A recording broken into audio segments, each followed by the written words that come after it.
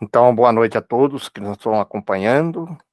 Estamos iniciando mais um estudo do Livro dos Espíritos, esse estudo promovido pela Sociedade Espírita Obreiros do Senhor de Curitiba. Hoje, vamos iniciar o nosso terceiro estudo, dando continuidade àquela parte da introdução que nós estamos fazendo. Só relembrando um pouquinho as pessoas que talvez que estão nos acompanhando pela primeira vez, os outros estudos nossos estão gravados, é só entrar lá no site nosso, da Sociedade Espírita Obreiro do Senhor.com.br,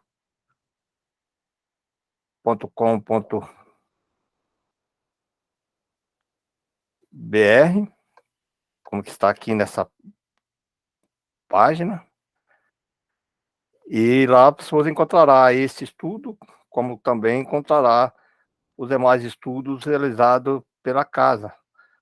São vários estudos que temos lá, para pessoas que quiserem acompanhar. Tem estudo da Revista Espírita, tem os estudos do magnetismo, gravados, que vários anos tem dado. Vai encontrar também a programação da nossa casa, os estudos que estão iniciando agora. Quer dizer, tem uma gama de material ali para aqueles que queiram estudar a doutrina espírita. Relembrando um pouquinho, na semana passada, nós falamos, dando continuidade àquela parte da introdução, nós falamos sobre os princípios da doutrina espírita. Acho que é bem bacana isso. Antes nós tínhamos falado daquela parte mais da parte do Kardec, estava conhecendo um pouquinho mais do Kardec, de como foi codificado, como é que foi feito o Livro dos Espíritos. Na aula anterior, falamos um pouquinho mais das fundamentações do Espiritismo. Então, só relembrando aqueles pontos principais. Então, os fundamentos do Espiritismo tem o primeiro princípio, a crença num Deus único, né? Um Deus soberanamente justo, é onipotente, onisciente. Nós, como foi comentado, o Espiritismo tem com base a reencarnação, ou seja, a pluralidade das existências, onde passamos por várias experiências no mundo terreno. Inclusive, como foi colocado ali, que essas nossas experiências, essas passagens no mundo terreno, ela tem como finalidade expiação ou missão. Expiação no sentido de nos purificarmos, de nos limparmos das nossas imperfeições. São oportunidade de nós se ajustarmos. Porque muitas vezes é uma confusão que as pessoas acham que quando você está sofrendo, você está expiando, você está pagando. Não. A expiação ela vai um pouquinho mais ampla, se você entender bem a definição, inclusive, no conceito da palavra que está lá no dicionário, né? Que é expiação, purificar, livrar, liberar. Aí é que existe um erro, que a pessoa acha, poxa, eu estou pagando tudo. Você não está pagando, você está sofrendo a consequência do teu erro. Você vai purificar, é você tornar limpo o que está sujo, você limpar. Então, você limpa, claro, se você passa a experiência, você tem que se modificar, criar um outro patamar, e você tem que passar por essa experiência para você compreender que aquilo é errado e mudar as suas atitudes. Missão, como foi colocado também, pode ser expiação, prova e missão, ou, né? Pode ser em conjunto essas questões, né?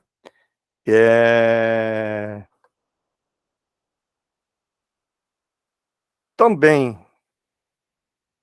a comunicabilidade dos espíritos, como foi colocado lá, inclusive foi colocado algumas questões ligadas à própria mediunidade, né?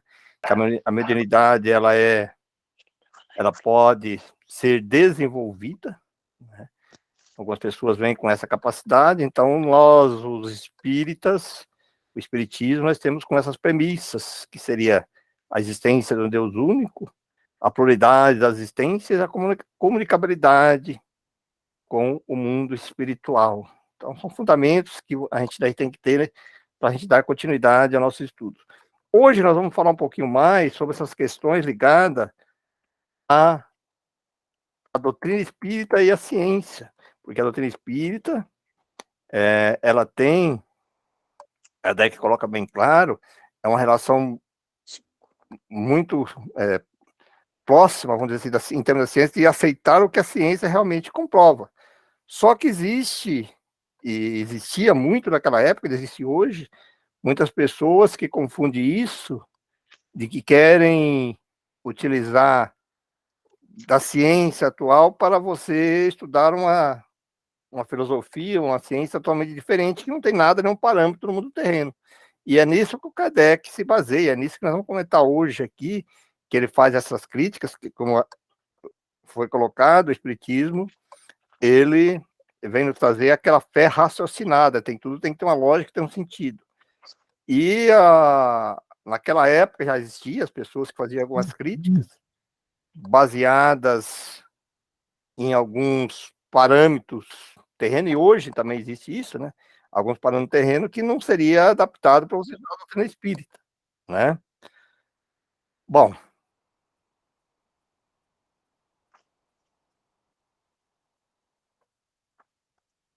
só um pouquinho que é uma pessoa entrando aqui, isso.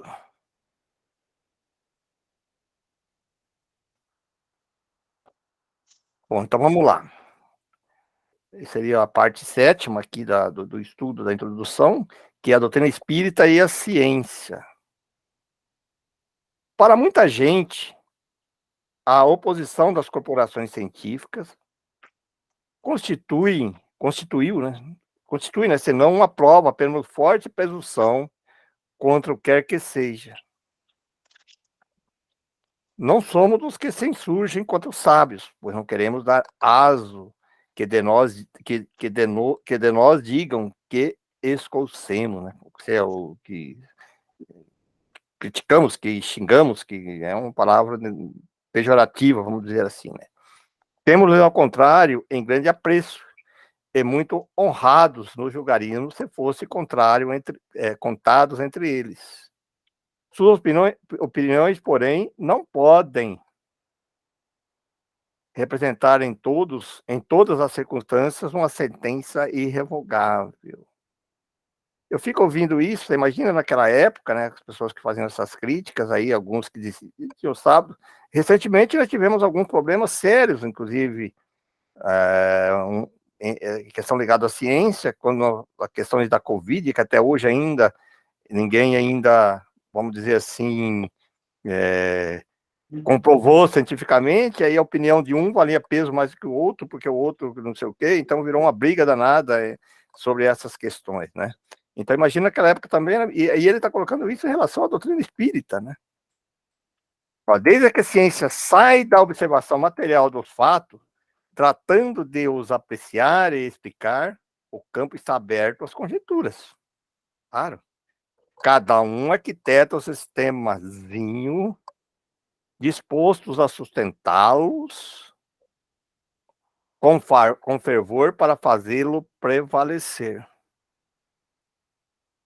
Não vemos todos os dias mais opostas opiniões serem alternativamente preconizadas e rejeitadas, ora repelidas como erros absurdos, para logo depois aparecerem proclamados como verdades incontestáveis? Aquela questão da Terra de girar, né, do mundo é uma dessas principais, né, e muitas outras coisas, né? Os fatos, eis o verdadeiro critério do nosso juízo. Os fatos. O argumento, sem réplica. Na ausência dos fatos, a dúvida se justifica no homem ponderado. Com relação às coisas notórias, a opinião dos sábios é, com toda razão, fidedigna, porquanto eles sabem mais melhor do que o vulgo. Mas, no tocante a princípios novos, a coisas desconhecidas, essa opinião quase nunca é mais do que hipotética. Por isso que eles não se acham menos que os outros sujeitos a preconceito.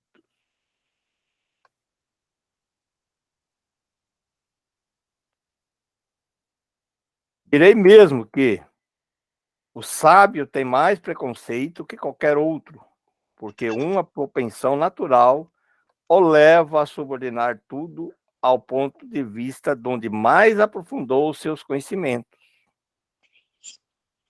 O matemático não vê prova senão numa demonstração algébrica. O químico refere-se tudo à ação dos elementos, etc. Aquele que se faz um especialista prende todas as suas ideias à especialidade que adotou. Tirai-o daí, eu vereis quase sempre desarrozoar, porque por querer submeter tudo ao mesmo cadinho, consequência da fraqueza humana. Assim, pois, consultarei do melhor grado e com maior confiança um químico sobre a questão de análise, um físico sobre a potência elétrica, um mecânico sobre a força motriz. Hão de eles, porém, permitir-me, sem que isso afete a estima a quem lhes dá o direito, o seu saber especial que eu não tenha em melhor conta, suas opiniões negativas acerca do espiritismo, do que o parecer de um arquiteto sobre uma questão de música. Bacana essa maneira que o Kardec vai colocando, né, as questões, né, que eu acho que está bem claro que ele está querendo dizer isso, né. Cada um na sua especialidade, né. E cada um traz aqueles preconceitos, aquelas ideias relacionadas àquilo que ele dedicou a sua carreira, seu estudo, né, sua dedicação, né. As ciências ordinárias assentam nas propriedades da matéria, que se pode experimentar e manipular livremente. Os fenômenos espíritas repousam na ação de inteligências dotadas de vontade própria e que nos provam a cada instante não se acharem subordinadas aos nossos caprichos. As observações não podem, portanto, ser feitas da mesma forma. Requerem condições especiais e outro ponto de partida. Querer submetê-las ao processo comum da investigação é estabelecer analogias que não existem. A ciência, propriamente dita, é, pois, como ciência incompetente para se pronunciar nas questões do espiritismo. Não tem que se ocupar com isso, e qualquer que seja seu julgamento, favorável ou não, nenhum peso poderá ter. Eu acho bacana isso que o Kardec coloca aqui, e o que a gente percebe, vem percebendo, que em certas épocas, na época lá de Bosano e outros, eles estudavam muito cientificamente a doutrina espírita, faziam experimentos, experimentavam, e a gente percebe assim que alguns anos para cá, o próprio movimento espírita, que eu acho que nem o Kardec está falando, quem que deveria estudar e demonstrar cientificamente as questões ligadas ao espiritismo seria o próprio movimento espírita, né? E é só onde que estão as pessoas que realmente estudam e dedicam. Só que, infelizmente, hoje a gente se vê poucas, dentro do movimento espírita brasileiro, me referindo mais ao brasileiro, poucos movimentos assim de pessoas estudando. Existiu lá, por exemplo, o Hermínio estudava, o Jorge Andréas tinha alguns estudos, o Hernando Guimarães tinha alguma coisa que estudava, mas mesmo esses pessoal que estudava, o próprio Hernando Guimarães, ele era meio paralelo ao movimento espírita. Ele que estudava espiritismo, era aceito pelo movimento espírita, mas não era um movimento, assim, vamos dizer assim, engajado dentro do movimento espírita mesmo. O próprio Hermínio, que estudou bastante também, mas o Hernani fez mais experiências, né, que dedicava a isso, que criou aquele modelo orgânico biológico. O próprio Jorge André também fez bastante coisa em termos de estudando, mas a maioria desse pessoal, eles fazem meio paralelo e não tem, assim, dentro do movimento espírita, da FEB, não estou apenas colocando o que eu percebo, pelo que nós estamos vendo pelo Kardec, deveria ser mais ativo, né? Deveria incentivar mais o estudo, né? Mais buscando essas comprovações através da observação, buscando meios de você comprovar alguns fenômenos que, na minha opinião, posso estar errado, ficou um pouquinho abandonada por algum tempo dentro do movimento espírita. No início existia pessoas que estudavam mais, mas hoje, no momento mesmo, a gente não percebe esse, essas iniciativas. Olha o que ele coloca aqui, o Kardec. O espiritismo é resultado de uma convicção pessoal, que os sábios, como indivíduos, podem adquirir. A abstração feita da qualidade dos sábios. Pretender definir a questão à ciência equivaleria a querer que a existência ou não da alma fosse decidida por uma assembleia de físicos ou de astrônomos. Com efeito, o espiritismo está todo na existência da alma e no estado depois da morte. Então, teria que ser os espíritos, o movimento espírita, né, que deveria incentivar isso, que, que, que acompanha os fenômenos, que coisa os fenômenos. Eu faço uma crítica até a nós mesmos, a nossa própria instituição. Muitas vezes nós falamos nós trabalhamos com o caso do magnetismo, que faz parte do espiritismo. Nós sempre fomentamos, comentamos de fazer alguma coisa, ligado a mais cientificamente, fica só no papel, né, também, né? Então, acho que está na hora, a gente falando aqui, quando nós estamos falando num grupo assim, de um despertar mais interesse para essas questões, né? De estudar o espiritismo. Aqui a pessoa fala, mas já foi feito por Kardec. Não, tem tantas coisas ainda que se pode estudar, né? Ora, é soberanamente lógico imaginar-se que o homem deve ser grande psicologista, porque é eminente matemático, ou notável anatomista. Dissecando o corpo humano, o anatomista procura a alma. E, porque não a encontra debaixo do seu escalpelo, como encontra um nervo, ou porque não a vê, e evolar-se como um gás, conclui que ela não existe, colocando num ponto de vista exclusivamente material. Segue-se que tem razão contra a opinião universal? Não. Vedes, portanto, que o espiritismo não é da alçada da ciência que ele está colocando ali, né? Quando as crenças espíritas se houverem vulgarizado, quando estiverem aceitas pelas massas humanas, e ao julgar pela rapidez com que se propagam esses tempos, não vem longe. E com ela se dará que tem acontecido a todas as ideias novas, que hão encontrado oposição. Os sábios se renderão à evidência, logo chegarão individualmente pela força das coisas.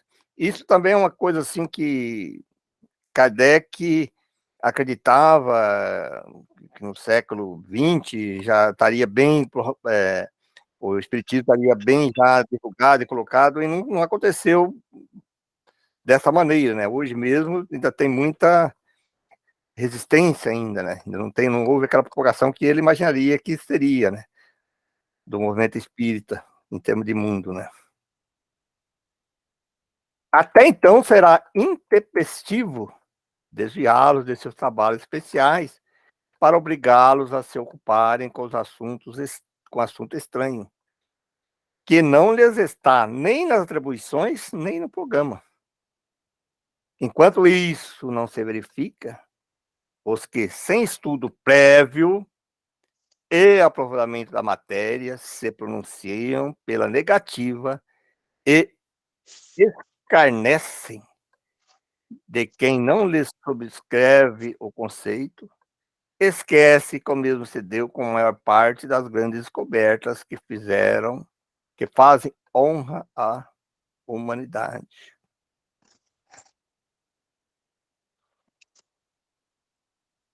Expõe-se a ver seus nomes alongado à lista dos ilustres proscritores das ideias novas e inscritos a par dos membros da douta Assembleia que, em 1752, acolheu com retumbante gargalhada a memória de Franklin sobre os para-raios, julgando-a indigna de figurar entre as comunicações que lhe eram dirigidas. E daquela outra que ocasionou perder à França a vantagem da iniciativa da marinha a vapor, declarando o sistema defunto um sonho irrealizável. Entretanto, essas eram questões alçadas daquelas corporações. Ora, se tais assembleias que contavam em seu seio a nata do sábio do mundo só tiveram zombaria e os sarcasmos por ideias que eles não percebiam, ideias que, alguns anos mais tarde, revolucionaram a ciência, os costumes e a indústria. Como esperar que uma questão alheia aos trabalhos que lhes são habituais alcance hoje das suas cogêneres melhor acolhimento? Esses erros de alguns homens eminentes, conquanto deploráveis para a memória deles, não lhes diminui os méritos dos títulos que obtiveram e que com eles conquistaram nossa estima, mas será preciso a posse de um diploma oficial para ter bom senso? Kardec, às vezes, era firme, né? Tem um estudo que a gente estuda na Revista Espírita, até no recente, né, ele estava respondendo às críticas de, de um pessoal ligado à igreja, né? Que fizeram as críticas lá. E é interessante como ele fazia toda uma lógica de pergunta e resposta, que ele está colocando aqui, quer dizer, ele colocava de uma maneira assim, por isso que chama-se filosofia, né? Da maneira que faz a pessoa pensar, né? Ó, mas será preciso posse de diploma oficial para ter bom senso? Dar-se-á que fora das cátedras acadêmicas só se encontre tolos e imbecis?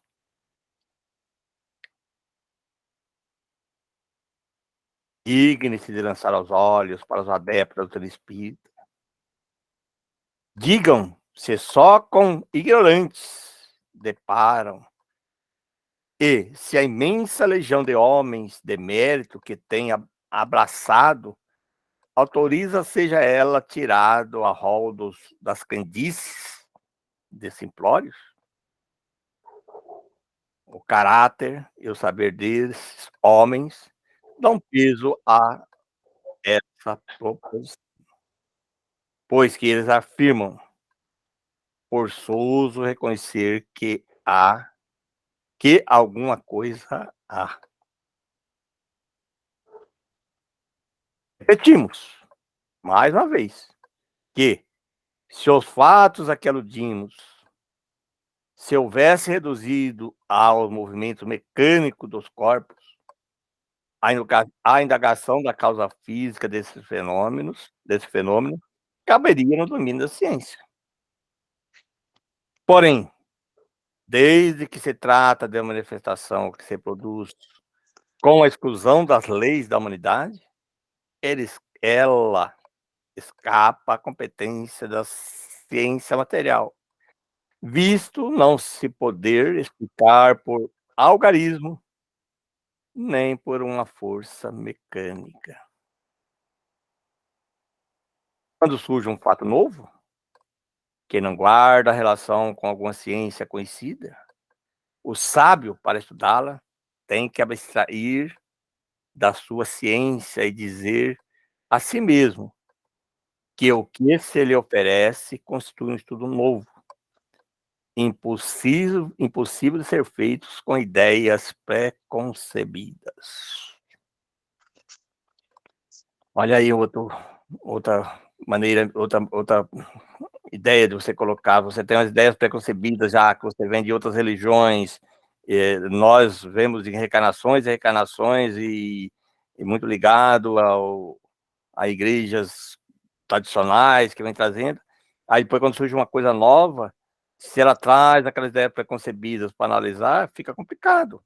Tem muitas pessoas que já não satisfazem mais aquelas crenças antigas, que aquilo já não tem muita lógica.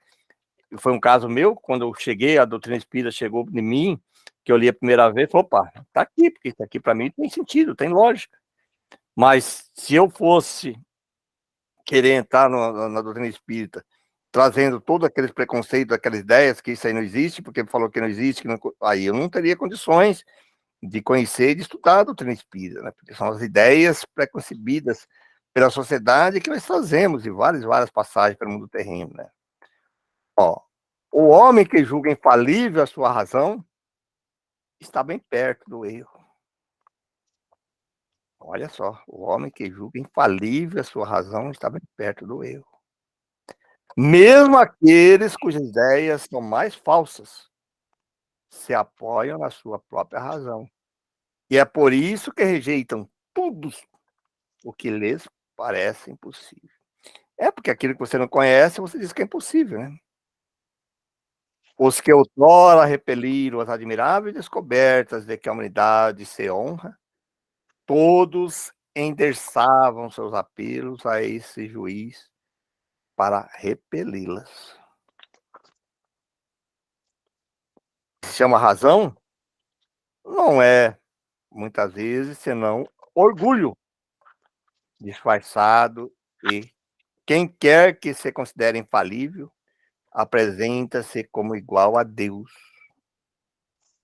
Dirigimos-nos, pois, aos ponderados, que duvida do que não viram, mas que julgando do futuro pelo passado, não creem que o homem haya chegado ao apogeu, nem que a natureza lhe tenha facultado ler a última página do seu livro.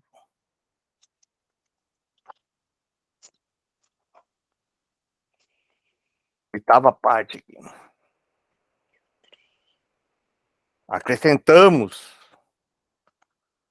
que o estudo de uma doutrina, qual a doutrina espírita, que nos lança de súbito numa ordem de coisas tão nova, quão grande, só pode ser feito com utilidade por homens sérios, perseverantes, livres de prevenções e animados de firme e sincera vontade de chegar a um resultado.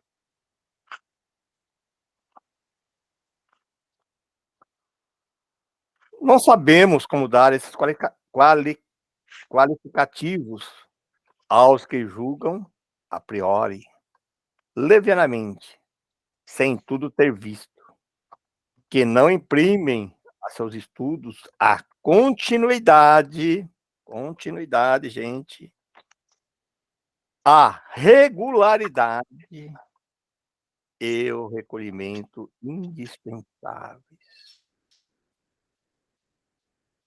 Ainda menos saberíamos dá-los a alguns que, para não decaírem da reputação de homens de espírito, se afadigam por achar um lado burlesco nas coisas mais verdadeiras, ou tidas como tais por pessoas cujo saber, caráter e convicções lhe dão direito à consideração de quem quer que se preze de bem educado. Abstenham-se, portanto, os que entendem não serem dignos de sua atenção os fatos. Ninguém pensa em inventar a sua crença, inventar a crença. Concordem. Porém, respeitar a dos outros.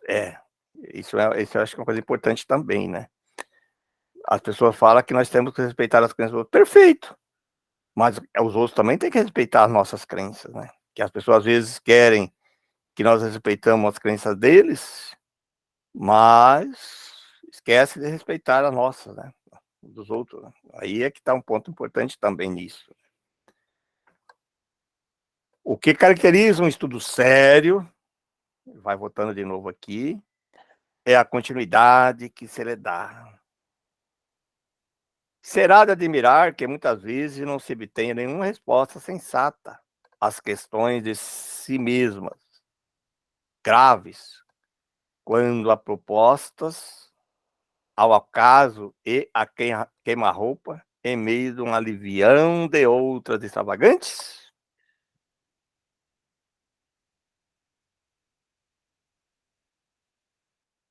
Demais, sucede frequentemente que, por complexa, uma questão para ser elucidada, exige a solução de outras preliminares ou complementares. Quem deseja tornar-se versado numa ciência tem que estudar metodicamente, começando pelo princípio e acompanhando o encadeamento e o desenvolvimento das ideias. Aquilo que nós falamos quando nós começamos a estudar, e é uma coisa assim que a gente vem falando há muito tempo já, defendendo essa ideia, que dentro do movimento espírita também, algumas instituições menores, e as pessoas chegam para estudar a doutrina espírita, e as pessoas não têm estudos como esse, do próprio livro dos espíritos, ou das obras básicas, né? Então, por que coloca aqui, se nós somos espíritas, nós queremos estudar espiritismo, nós temos que conhecer o princípio das coisas. Quando nós começamos a estudar o livro dos espíritos, isso aí acontece muitas vezes com a gente, por falta, talvez, desses estudos que nós estamos tendo agora aqui. Aí você começava a estudar o livro dos espíritos, começava lá pelas questões já, que pulava toda essa parte de introdução, porque achava que que é muito cansativa, tudo. Mas olha quantas coisas bacanas tá aí. Se eu não vou conhecer o princípio das coisas, não conheço nem o Kardec, não sei nem quem foi Kardec, como é que foi colocado o livro, eu vou começar a estudar lá, peraí, eu já tô pulando uma parte aí, né? Então, o que é? Exige solução de outras preliminares ou complementares. Eu tenho que estudar, buscar outros conhecimentos, outros autores, outras coisas, mas primeiro eu tenho que estudar os princípios. Eu tenho que estudar metodicamente, começando pelo princípio e acompanhando o encadenamento e o desenvolvimento das ideias. Se eu não sei se a doutrina espírita, muitas pessoas dizem ser espírita há muitos anos e não tem um conceito de dizer que o espírito é cristão, né? Nós temos que falar, somos cristãos, porque está dentro, faz uma parte do fundamento da doutrina espírita, né? O Deus único, que foi colocado no começo, foi colocado ali, aquele fundamento, aquele princípio lá, nós temos que ter, né? Se nós não temos aquilo lá, como é que eu vou estudar o resto? Então, já tá falho o nosso estudo, né? Olha aqui como é que ele coloca aqui. Que adiantará aquele que, ao acaso, ao dirigir a um sábio, pergunta acerca de uma ciência cujas primeiras palavras ignore? Poderá o próprio sábio, por maior que seja a sua boa vontade, dar-lhe a resposta satisfatória? Bom, se a pessoa perguntar do sábio lá, que leu só uma questão no meio, lá, um pedaço do outro lá, ele fala, mas o que é o espiritismo? Como é que ele vai dar a resposta? Que ele não vai saber das comunicabilidades, não sabe das probabilidades das existências, não sabe se o espírita tem como Deus único, que o espírito é cristão, quer dizer, como é que ele vai dar uma resposta se ele estudou só um pedaço lá no meio, pegou uma parte lá, um capítulo, vai perguntar, por mais sábio que ele seja, ele não vai conhecer, não sabe, ele não estudou, né? Olha, aí que ele a pergunta que a resposta isolada que der será forçosamente incompleta e quase sempre por isso mesmo ininteligível, ou parecerá absurda e contraditória. O mesmo ocorre com nossas relações com os espíritos. Olha aí, gente, a importância de nós estudarmos, nós sabemos, conhecemos a doutrina espírita, né? E tudo isso que nós estamos conversando aqui agora, quando nós chegarmos lá no corpo, lá quando nós começarmos as perguntas lá do livro dos Espíritos, vai nos ajudar a entender do que nós estamos falando, porque se nós pular tudo isso aqui, como é que nós vamos saber, né? Que lá vai desencadeando todo esse raciocínio durante todas as 1019 questões, mas se nós não tem essa base anterior para saber o que é, quem foi Kardec, o que é a doutrina espírita, qual é a doutrina espírita, já está errado o nosso estudo, né? Quem quiser com eles instruir-se, tem que com eles fazer um curso. Mas exatamente como você procede entre nós, deverá escolher seus professores. Trabalhar, de novo, com assiduidade. Olha aí, gente. Essa questão da assiduidade é muito importante. Eu dou um exemplo assim, com esses tempos que a gente tem trabalhado com a doutrina espírita, conversando com muitas pessoas, a gente a gente ouve a gente ouve muitas comentários, muitas coisas, e a gente percebe que as pessoas entram na casa espírita, começam a estudar, se empolgam, e vai por um tempo, depois some, desaparece. Priscila, você queria fazer um comentário? Pode falar. Pode abrir o microfone. Não, tá tudo bem. Ah, tá, que eu vi que você apertou para levantou a mão. Ok, Acho então. que eu só esbarrei só ali. Ah, então, ok, então.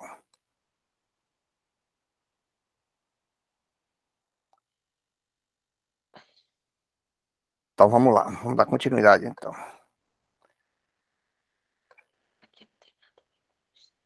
Então, nós temos que escolher os professores e trabalhar com o Estado. Se nós escolher as pessoas que nós vamos buscar essas instruções, nós temos que saber que essas pessoas realmente estudam a doutrina espírita, né? Dissemos que os espíritos superiores, somente as sessões sérias ocorrem, sobretudo as que reinam a perfeita comunhão de pensamentos e de sentimento para o bem.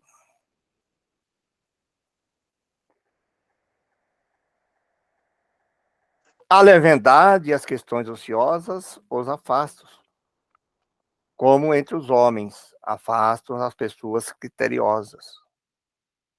O campo fica então livre, a turba dos espíritos mentirosos e frívolos, sempre à espreita de ocasiões propícias para zombar de nós e se divertir a nossas custas. Nossa custa. Que é o que se dará com a questão grave em reunião de tal ordem? Será respondida. Mas por quem? Acontece como se um bando de divanas, né, que estejam a divertir-se, propusesse a essas questões. Então, isso é a importância, né, das pessoas estarem preparadas, estudar, quando entrar dentro de um grupo mediúnico, uma casa séria, onde as pessoas estudam, para que você não caiam nesses, e não seja joguete dessas entidades, né, que ele está colocando ali, né. Que é a alma? Que é a alma, hein? Nós estudamos, hein? Que é a morte? E outras recreativas como essas? Se querem respostas sisudas, havei de comportar-vos com toda a sisudez, né? Na maior ampla acepção do termo, e de preencher todas as condições reclamadas. Só assim obtereis grandes coisas. Sede, além do mais, laboriosos e perseverantes nos vossos estudos, sem o que os espíritos superiores vos abandonarão, como faz um professor com os discípulos negligentes. De novo, ele está colocando aqui nessas questões da seriedade dos estudos, né?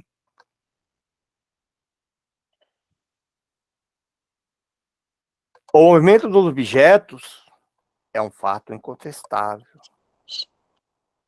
A questão está em saber se, nesse movimento, há ou não uma manifestação inteligente. E, em caso de afirmativa, qual a origem dessa manifestação? Não falamos do movimento inteligente de certos objetos, nem das comunicações verbais, nem das que o médium escreve diretamente. Esse gênero de manifestação, evidente para os que viram e aprofundaram o assunto, não se mostram à primeira vista bastante independente da vontade para afirmar a convicção de um observador novato. Não trataremos, portanto, senão da escrita obtida com auxílio de um objeto qualquer, munido de um lápis, como cesta, prancheta, etc. A maneira pela qual os dedos ou médios repousam sobre os objetos desafia, como atrás dissemos, a mais consumada destreza de sua parte no intervir de qualquer modo no traçar das letras. Mas admitamos que alguém dotado de maravilhosa habilidade seja isso possível, e que se alguém consiga iludir o olho do observador, como explicar a natureza das respostas? Quando se apresentam fora dos quadros das ideias e conhecimentos do médium?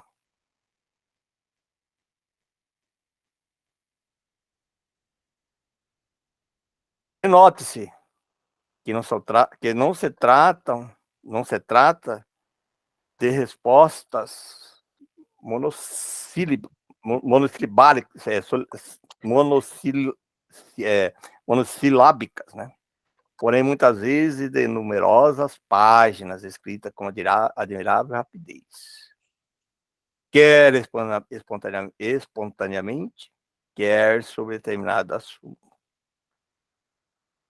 Sobre os dedos do médios, menos versados em literatura, surge de quando em quando poesias de impecáveis sublimidade e pureza que os melhores poetas humanos não se dignariam de subscrever.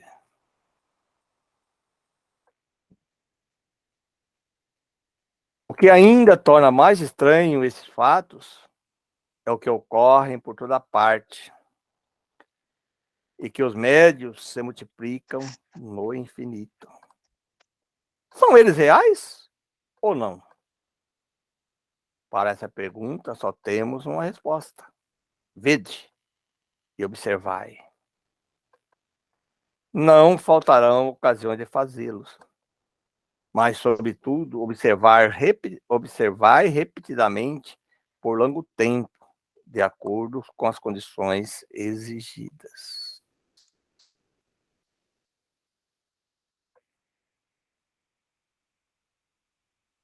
Respondam a essa evidência os antagonistas. Sois vítimas do charlatanismo ou joguete de uma ilusão. Diremos, primeiramente, que a palavra charlatanismo não cabe onde não há proveito. Os charlatões não fazem grátis o seu ofício. Seria, quando muito, uma mistificação. Olha, esse é um ponto importante também, e é um dos critérios usados até hoje pela doutrina espírita e pelo movimento espírita em si, né? Essa gratuidade. Muitas pessoas estranham, né? Porque nós trabalhamos com magnetismo e atendemos as pessoas, e algumas pessoas acostumadas em algumas outras instituições, às vezes, que cobram, e quando a gente fala, não, já tive casos desse da pessoa, falou, quanto é que vocês cobram para atender, né? Não, aqui nós não cobramos nada, aqui é de graça. Aí isso aí já vai criar uma... Mas como que a pessoa está fazendo alguma coisa de graça? Como é que foi um charlatão? Como é que um charlatão está fazendo um espetáculo, tudo lá de graça, troco de quê, né? Que a pessoa se dedica o tempo dela, né? Então, alguma coisa tem por trás disso, que está fazendo porque é certo fazer, porque é caridade, né? Então, aí já começa, é um dos princípios, não digo princípio, mas algum dos critérios que o movimento espírita adota, que é essa gratuidade, né, nos seus trabalhos de ajuda, né. Mas, por que singular coincidência, esses mistificadores achariam acordes de um extremo a outro do mundo para proceder ao mesmo modo, produzir os mesmos efeitos, e dar sobre os mesmos assuntos, em línguas diversas, respostas idênticas, senão quando a forma pelos quanto ao sentido? Aí ele faz a pergunta aí, que o Kardec usava muito isso, ele respondia uma questão com a outra pergunta, né? Então, e o Kardec foi muito criterioso nesse sentido, que era da universalização das ideias, né? Então, se uma coisa acontecia lá porque dá a impressão que quando ele fez foi montada a codificação, foi pegado tudo lá em Paris, né, na Sociedade Espírita Parisiense. Não é verdade. Ele pegava questões do mundo inteiro daquela época, com toda dificuldade, vinha questões da África, vinha da América, vinha de outros lugares, de outros centros, fora do eixo de Paris ali, da Sociedade Espírita. E aí ele ia pegando, aí foi assim que ele montou a codificação. Então ele tinha muito esse critério, eu acho que é um critério bem interessante a gente observar. Se uma coisa tem que acontecer, ela acontece aqui em Curitiba, acontece em outro lugar, acontece em outra região, da mesma que ele fala. Se não é exatamente igual, mas a forma, pelo menos, é o mesmo, né? Quanto ao sentido da coisa. Né? Como compreender-se que as pessoas austeras, honradas, se prestassem a tais manejos? Ele vai fazer uma pergunta. Ó. E com que fim? Como achar em crianças a paciência e a habilidade necessária a tais resultados? Por que os médios não são instrumentos passivos, indispensáveis? Eles fazem habilidade e conhecimentos incompatíveis com a idade infantil e com certas posições sociais? Então, isso até hoje aparece muito, pessoas às vezes semi-analfabetas, né? Pessoas que não têm instruções, e na época de Kardec tinha isso, pessoas que não conheciam nada de um assunto ligado à medicina, ou ligado à filosofia, ou à poesia, de repente começavam a escrever obras ou contos literários que não tinha nada a ver com aquela posição dele, né? Então, o próprio Chico Xavier, a gente percebe isso, né? Porque, ele, claro, ele não era uma pessoa totalmente analfabeta, ele tinha um certo conhecimento, mas ele escrevia algumas coisas ligadas aí à medicina e outras coisas assim que não poderia sair da cabeça dele. Como é que sai da cabeça dele? Né? Que não é compatível com a própria conhecimento daquela pessoa. E assim a gente vê hoje mesmo alguns médios que ainda trazem coisas ligadas à medicina que a pessoa nunca estudou, não colocou coisas científicas, né? Dizem então que se não há fraude, pode haver ilusão, de ambos os lados. Tudo bem. Em boa lógica, a qualidade da testemunha é de alguma importância. Ora, é aqui o caso de perguntarmos se a doutrina espírita, que já conta milhões de adeptos, só recruta entre os ignorantes? Os fenômenos em que ela se baseia são tão extraordinários que concebemos a existência da dúvida. O que, porém, não podemos admitir é a pretensão de alguns incrédulos a deterem o monopólio do bom senso e que, sem guardarem as conveniências e respeitarem o valor moral dos seus adversários, taxem com desplante de ineptos os que lhes não seguem o parecer. Aos olhos de qualquer pessoa judiciosa, a opinião das que esclarecidas observaram durante muito tempo, estudaram e meditaram a coisa, constituirá sempre, quando não uma prova, uma presunção, e no mínimo, uma presunção, no mínimo, a seu favor, visto ter logrado prender a atenção de homens respeitáveis, de que não tinha interesse algum em propagar erros, nem tempo a perder com futilidades. Entre as objeções, alguns há das mais especiosas, ao menos na aparência, porque tiradas da observação feitas por pessoas respeitáveis.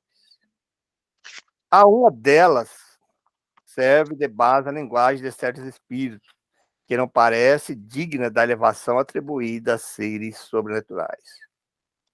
Quem se reportar ao resumo da doutrina acima apresentado, verá que os próprios espíritos nos ensinam não haver entre eles igualdade de conhecimentos, nem de qualidades morais, e que não se deve tomar ao pé da letra tudo quanto dizem.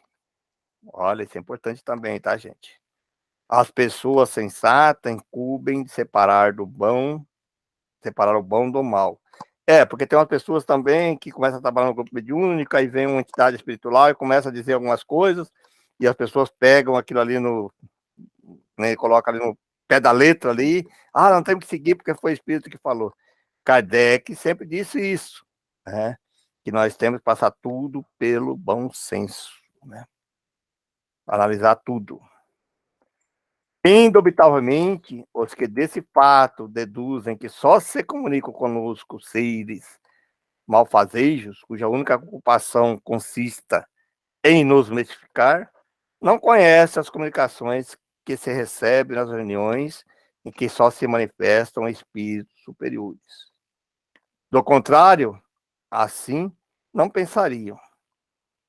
É de lamentar que o acaso os tenha servido tão mal, que apenas que lhes haja mostrado o lado mal do mundo espírito, pois nos repugna supor que uma tendência simpática atraia para eles, em vez de bons espíritos, os maus, os mentirosos, ou aqueles cujas linguagens é de revoltante grosseria.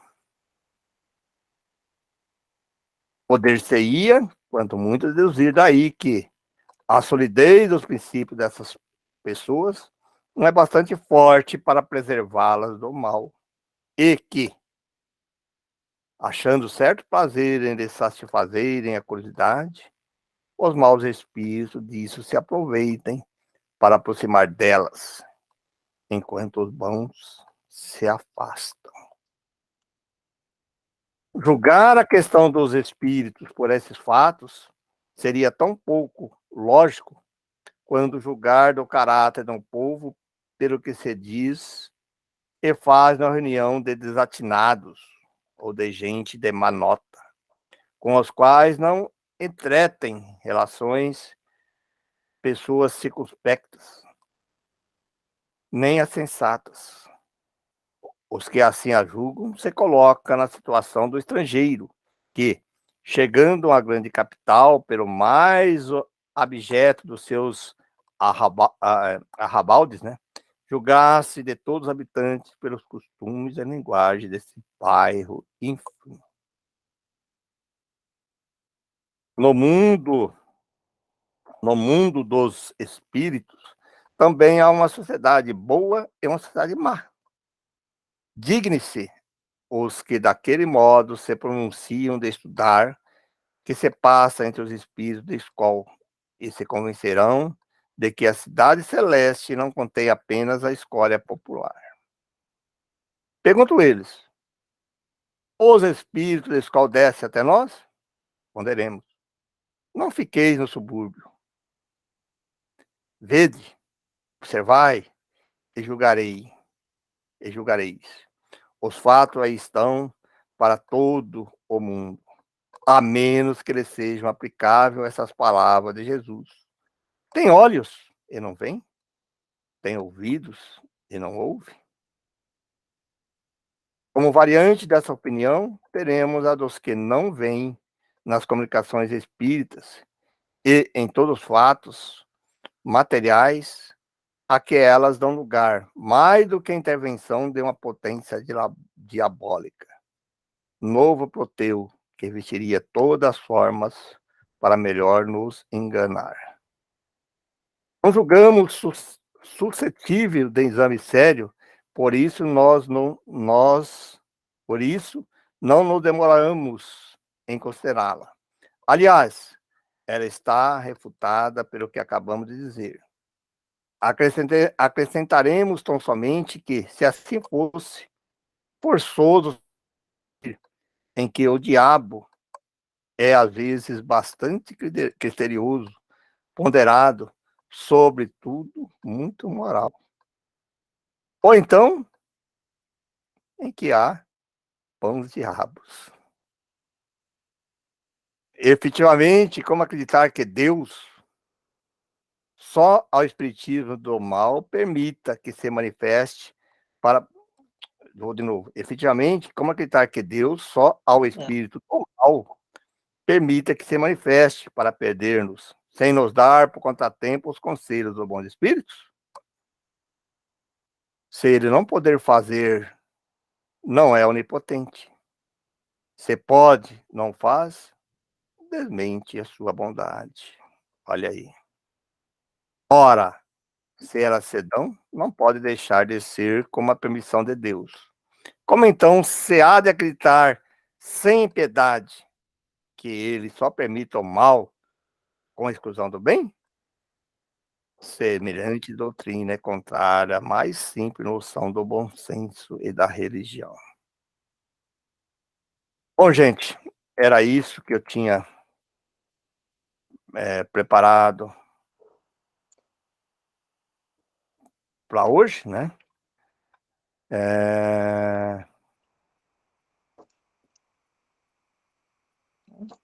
Deixa eu parar a apresentação aqui.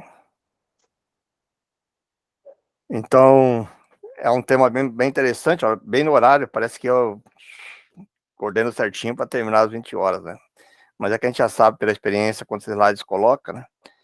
Então, é um tema aí bem bacana para a gente entender nessa questão da ciência, para nós que estudamos a doutrina espírita, para quem está começando agora, né? Eu acredito que na próxima semana nós já vamos entrar lá nos prolegômenos e depois, logo em seguida, vamos começar nas questões das perguntas e respostas. Alguém quer fazer algum comentário? Alguém tem... Silvestre, quer fazer alguma coisa? Alguém quer fazer algum comentário, algum questionamento? Como eu disse, eu percebi que vocês estão meio tímidos, mas das pessoas que estão aqui, que participam do grupo, podem fazer pergunta lá no grupo, lá, questionamento, tá, gente? Essa primeira parte é uma parte meio, acho que tem que ser meio expositiva mesmo, porque é uma parte assim, mais dos conceitos básicos, né? Mas tá aí, do nosso estudo. Tudo bem? Quem quer fazer a nossa oração de encerramento?